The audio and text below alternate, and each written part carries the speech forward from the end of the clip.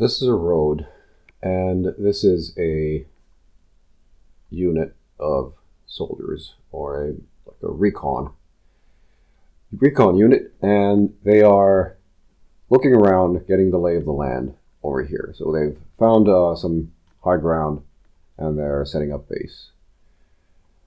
And let's say it's around 300 meters, something like that, just to give it some sense of perspective. And what their mission is to check this road for booby traps, keep an eye out, see if there's anything else around, just know what's going on, see what the ground looks like, and see if they're free to proceed, if there's anything suspicious going on down the road and things like that. So it's probably going to be evening, nighttime even, dark. It's going to be dark. And the first step probably is, of course, you need to get there. We don't have like androids yet, so you need to send some units down, and they need to start inspecting the road and start looking around at the surroundings. And over here, of course, because they're going pretty far, you're going to have to set up some people over here just to make sure that everything's fine. So if there's like an attack or if something suspicious happens, that these people over here aren't just going to be all by themselves. So we'll set up a couple of units over here, and then put a few individuals just scouting around, looking around the road, maybe waiting for orders, whatever. And now these people are very close to the road. And over here, you have some heavier weapons that are covering this area. And then these people are, probably hiding in the brush, doing their thing. Now, since it's a road, it's possible that vehicles are going to be driving down the road. And I would imagine that it is assumed that vehicles are going to be driving down the road, and people are going to, keep an eye on them over here, and they'll just keep quiet if there's nothing suspicious going on. So most of the time, vehicles probably pass down roads, even though there are soldiers right next to them, and nobody knows about the people on the road driving. They have no idea that they are right next to some armed folks. So what will happen if a vehicle comes down the road, and then they decide to go for a piss or something, a smoke, and they stop right there. So 100 vehicles goes by, normally nothing happens, but then Murphy's Law, somebody fucking stops their car right here. And then you're in a situation where you have orders to not be taken hostage, which is the sort of the main idea of my sort of hypothesis of why sometimes in the Gaza-Israel war there are reports of civilians just like seemingly randomly just being shot, because it doesn't happen all the time. It happens sometimes under certain circumstances. And I think the circumstances, unless it is like a psychotic killer Israeli, the circumstances is proximity to Israeli units in a situation where it's very difficult to do anything about it if, let's say, a militant comes out and tries to grab one of the soldiers. So in modern war, you have cameras. So you might have a building over here, and it might have a camera on the top here that nobody knows about. Nobody's seen it because cameras are really, really small these days. And they know that Israel has been, or the IDF has been here for a while. They can see them, so they do a daring drive-in a civilian vehicle. Even worse, if they drive in with an ambulance with the lights blaring, they stop next to some Israelis, and then they just come out, try to capture one or two of them, and try to drive off into the night, in a sense. So a hostage situation is really crucial for Israel. So there's, I think, 20 live hostages right now in Gaza, and it's sort of politically tearing the country apart. And of course, because they want their hostages back, and then they know that Hamas they don't have to release them unless they get something in return. And then it might end up in a situation where if you say, okay, well, release them, keep releasing them, then at some point Hamas is just going to say, no, we're not going to release anymore because now we have all we need and we're going to, keep going. So I feel that with the 20 hostages remaining, we are at that stage right now. So I don't feel that there's any more releases coming. So every hostage that has been released, dead and alive, has happened because of the military pressure that has happened. But at some point, you're going to be in a situation where Hamas is like scraping the bottom of the barrel, and we know that they're not going to surrender. So they're not going to do any deals unless they get into a position where they can rise up again, which of course can't be allowed for them, because otherwise we're going to be doing this back and forth forever, and the hostages are going to remain in Hamas captivity. They're not coming back, and we know what they're doing to them. We can physically see that. So Israel is very wary of hostage taking. So you can have multiple ambulances being used by Hamas, because we know that they have no honor code, in a sense. Their honor code is very different to ours. So they don't view using ambulances and breaking the law as dishonorable. Is actually their economy. It is their tactic and their strategy. It's their main thing. So they don't, for example, have a rule where, all right, well, because we're using this ambulance illegally, we should turn off the sirens and the lights. That's not how it works. So they don't have that limit.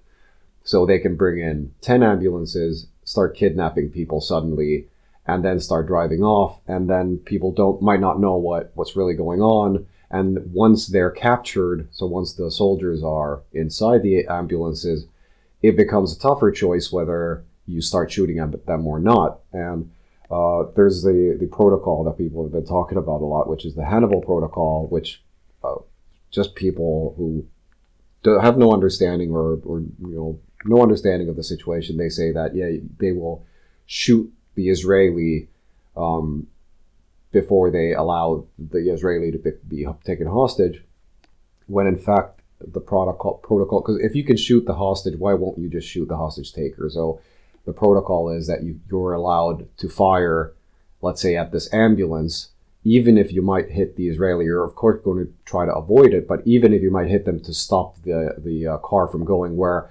normally in other situations you would not fire at a friendly under any circumstances. So you would just let them be taken or whatever, or if there's enemies next to a friendly, you're going to avoid shooting at them. So that the protocol is based on the same idea of the sort of proximity alert system that I have named myself, that might be a cause or contributor to this. But the main contributor, of course, is Hamas using civilian vehicles and ambulances, because now there's ambiguity between who's coming down the street. So who are what are the vehicles coming down the street doing and going to do, and who are they working for? And I forgot to mention, like, the most important part is they're also suicidal. So the ambulance might just park there and explode and kill everybody. So that's one of the main points, but I totally forgot to mention that. So if the ambulance is an actual ambulance, it's very close, you have no idea what's going on. So even at that point, you might have people there talking through radio with each other. So they're going to be sending messages like, I think we fucked up. There's an ambulance parked right here. They're going to talk to these guys. They're going to talk to command over here. They're going to talk to everybody and just try to, make sense of the situation, what the best move would do. So you can imagine if the priority is that your friend doesn't get taken hostage, and the enemy uses ambulances, and something strange happens that might demonstrate that something weird is going on, are you going to just take the chance of allowing this to become, 2021 or say 22 even? Are you going to give them more military hostages, especially who are treated especially bad? So are you going to be the commander who's going to allow that to happen, and you're going to have to explain to your supervisors that this just happened? So probably not. And war is really ugly. So the saying where you can't have two masters, you need to sometimes make a choice. So what is your number one priority when you cannot do, let's say, all your three priorities at once? So what's going to be the top one? It's probably going to be no hostages. So no to hostages is not going to be the number one priority. Then it's going to be civilians and other people, and then whatever your priority is, get everybody back alive. So you're going to, usually in modern armies, you're going to risk your soldiers more than civilians. It's their job, and you try to set things up in a way where a soldier is going to survive because you planned it out, and civilians are the ones who need protection. But then when Hamas has done what they've done, these lines are probably, in some situations, I can easily imagine that these things are reversed, where you're going to save your friend instead of the homicidal, genocidal maniacs who attacked you and started this whole war. So one must remember there are personalities involved as well. So now, when you observe these situations where, let's say, this ambulance is then attacked, so small arms fire from here, bigger arms fire from here, from the side, incapacitate it, and then when you have more ambulances come in, you're still sort of left in the same situation. You have people around, and they can't really start running around, because if you start running around in a panic, that's not a very sensible thing to do. And if you're separated like this, it's really hard giving orders from, far away from over here. So you're going to give free rein, and that means a little bit more chaos, a little bit more problems. And then you have these rare situations where, 100 vehicles goes by, let's say 1,000 vehicles go by and it's fine. Then, a couple dozen of them stop or do something weird or suspicious. Some of them might be ambiguous whether they are terrorists or not, but they let them go, and then some situation happens, like a combination of variables where it's better to get rid of this, makes things a lot simpler at least. And then when you have more vehicles come in, there are other people here, and the order was to not allow them to get nearby. Then you get into situations where things might get, ambulances might start getting deleted en masse, where there really was no sort of, in hindsight, there was no cause. But when you are in the situation, you want to survive. You don't want to die, and you don't want your friends to die. So there's no respawns and stuff like that. So you can't just try again and retry again until you succeed. So you have to make the choices there. And in this situation, what it is, I would say sometimes they choose their friends over whoever is there, because the orders state that there will be no hostages taken. And another addition, it's possible that the first ambulance actually is full of Hamas terrorists, and you start shooting at them, and then more of them start showing up, and people are in the moment, and they're not really conscious that, well, the next ambulance might just be somebody called an ambulance to come there to the noise. So I'm sure these situations have happened because there's so much going on. And there's another situation with Hind Rajab was, I would imagine, could fall into this category as well, where you had a road, and you have a road in a city setting, and then you have blocks that are cut off like this. And this building was in rubble, and there was a pole here, and the car was right here. And what they were driving north in northern Gaza, and the evacuation zone was south, very, very far south. And the evacuation order was given on the 28th of January, I think, so the day before, and then again on, like, maybe a little more accurately on the morning, at like 7 a.m., and then this started at about 9 a.m. So what it looked like was that there were big bullet holes on the side of the car, and they were all concentrated like on a line on top, like quite high on the vehicle. And then I think the rest of the bullet holes were smaller, like small arms fire. But these bullet holes look pretty large on the right side of the vehicle. And I'm not sure if I ever saw the left side of the vehicle at all. So this is, you know, a little biased, but biased to the right side because this is what was visible there. And the children were in the back seat, and the chairs in the car, of course, are bigger than the children. And there was a unit of soldiers to the north over there. And I think they were about to, because it had been a couple of hours, one day for the evacuation sort of order, and then a couple of hours in the morning for people to actually start sort of evacuating, or telling them that this is, you know, probably the final notice.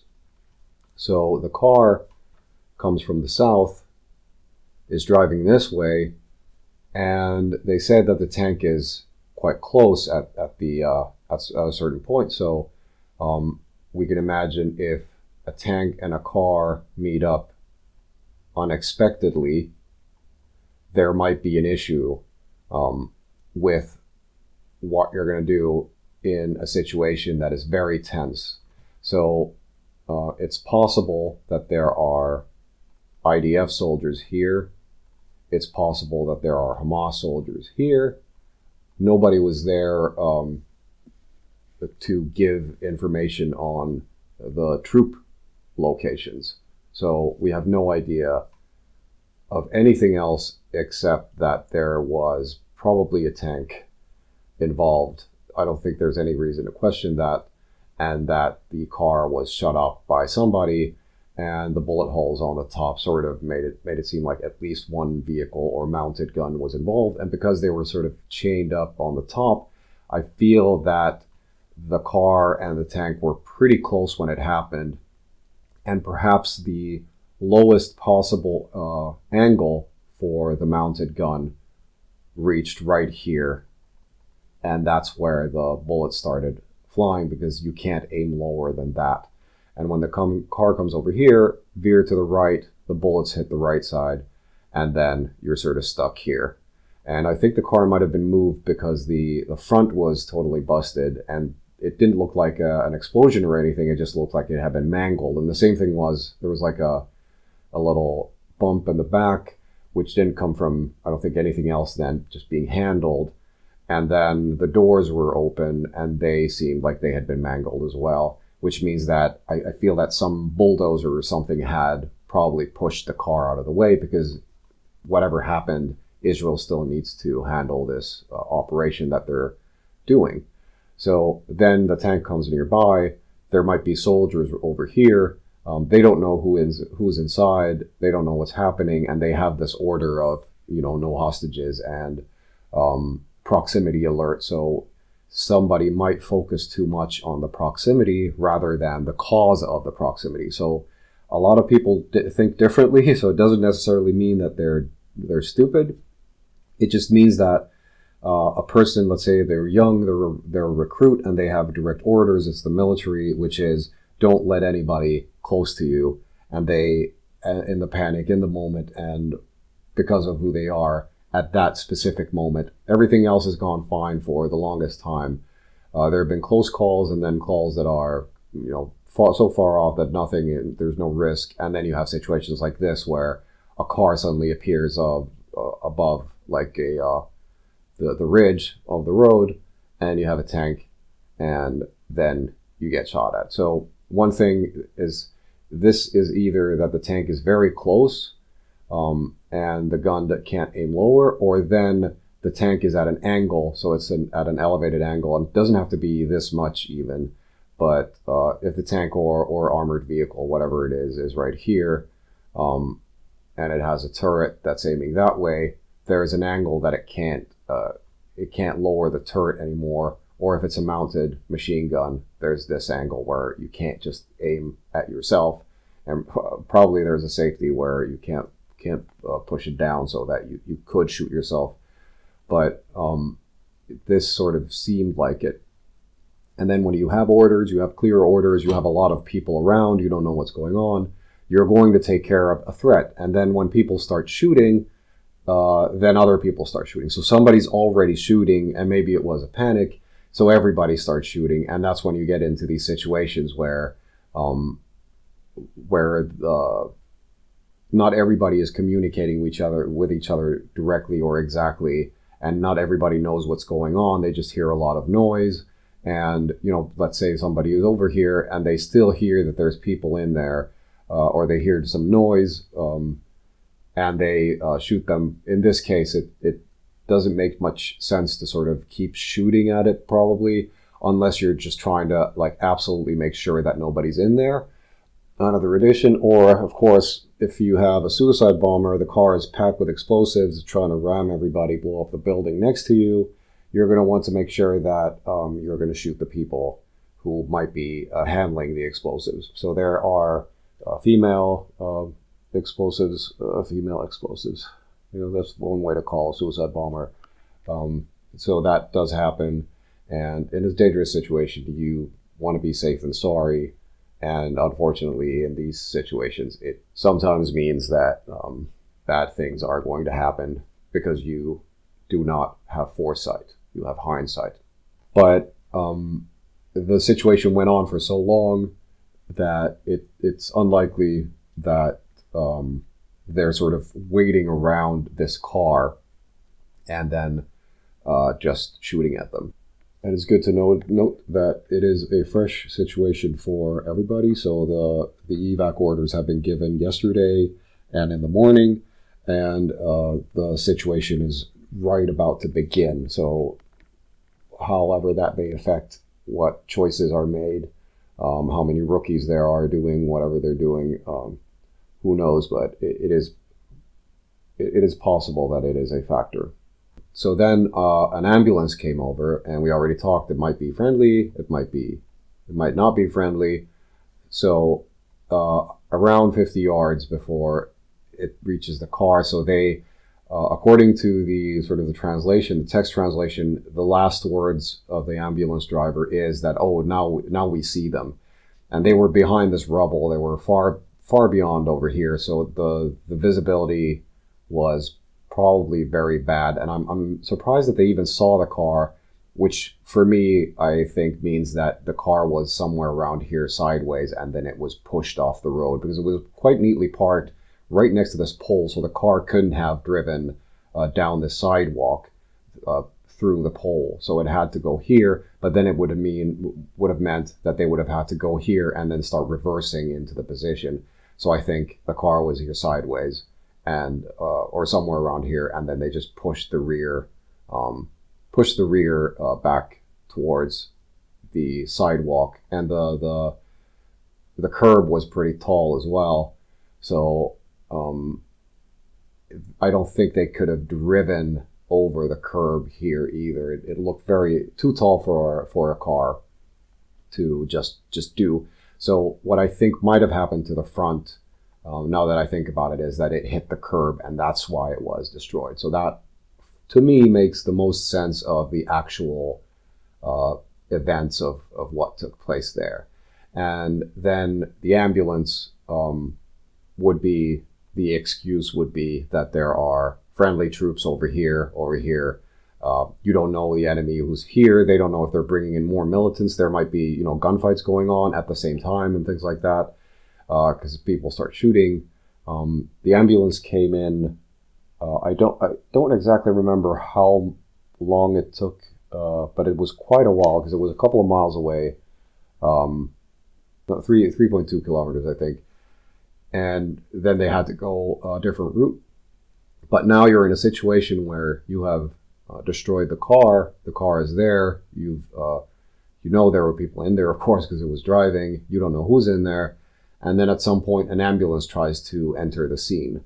And if these people didn't get to coordinate yet with anybody, they don't know what's coming. So if somebody's coordinating somewhere and they are, let's say an Israeli person is on the phone and they are trying to figure out a rescue plan, but they can't get into contact with these people, then the promises made here in this situation might not reach the people who are here on the ground.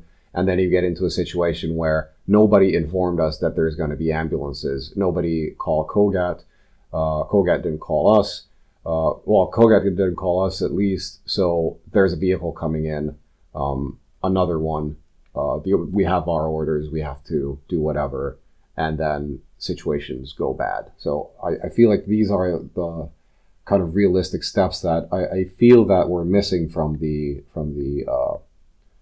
I think Washington Post review. So they were, I feel like they had a lot more information that they gave. They should have told us where they were going. I think it said they might have been going north and then turn west and then south on this evacuation route that was leading south, which makes sense. But they could have reached the evacuation route. They could have taken a left one block before this area and then reached the same road. The road seemed open or was open, and there were military units were in the north and in the south, and they were sort of I guess like bottling. That's not the right word.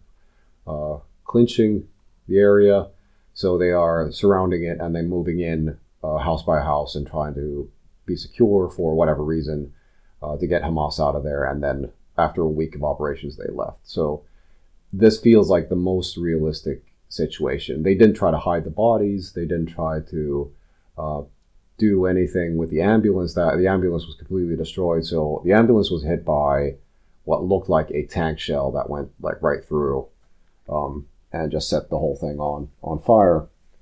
The car here did not have any noticeable big holes of tank shells, so it had heavy machine gun to the right side and then small arms fire. Perhaps I need to look at it again.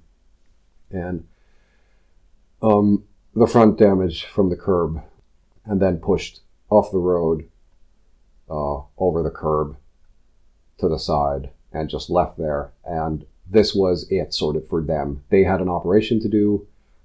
They can't stop here and do other stuff.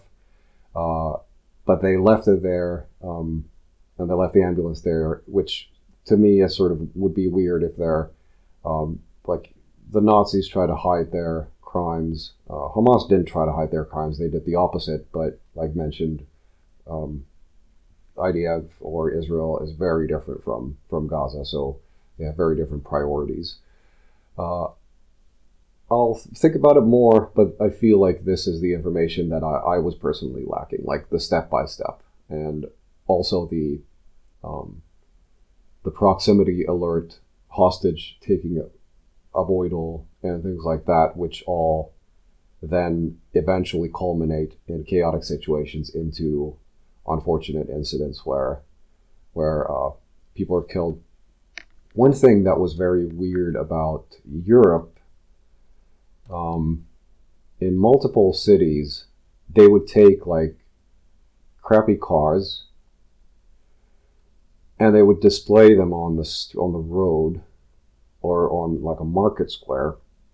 And this was coordinated because it was in multiple cities. So either somebody had an idea and people copied it, or then and they didn't have lights on. They were just garbage cars. And then or then it was coordinated, or people stole the idea that they had cars with random bullet holes in them. Or, of course, they're not bullet holes. They drilled holes into the cars.